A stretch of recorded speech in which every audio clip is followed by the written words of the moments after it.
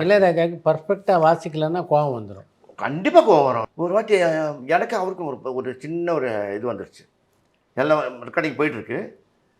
வாசித்தோடனே எல்லாம் வாசிச்சுட்ருக்கோம், எல்லாம் வாசிச்சுட்ருக்கோம். வாசிட்டு நாங்கள் மத்தியானம் வந்தவுடனே டியூன் பார்த்தா ஃபுல் ரீல் வாசிச்சாச்சு. ஆக்டர் சவுண்டு கூட வாசிட்டேன். அவர் வந்து சா பா மா கான் கொடுக்குறாரு கீபோர்டில் இருந்து அங்கேருந்து கான் கொடுக்குறாரு.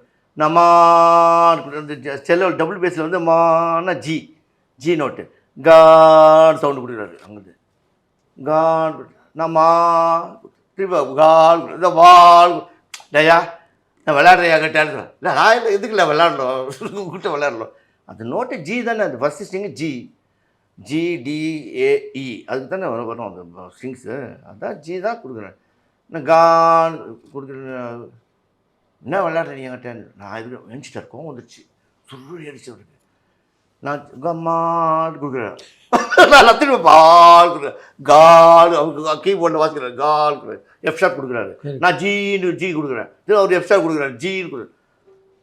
யோ விளையாடுறதா என்கிட்ட எழுத்து இல்லை, நான் விளையாட மாட்டேன், விளையாட மாட்டேன். ஆனால் பிரபாண்ண டக்குனு கூப்பிட்டேன். பிரபான் அண்ணா ஜி வாசிங்க சொல்கிறேன். மால் கேட்குது. கரெக்ட் தான், செல்வா வாசித்து கரெக்டு தான் சொல்கிறாரு. அப்போ நான் வாசிக்கிறேன். அண்ணா நீங்கள் செமிடோன் டவுன் பண்ணி கீபோர்டில் வச்சுருக்கீங்கண்ணே, அதனால் அது கம்மியாகிடுச்சுண்ணே. ஐயோ ராஜா இல்லை கோச்சுக்காது அங்கேருந்து உண்மையாக இருந்தால் அவர் பாராட்டுவார்.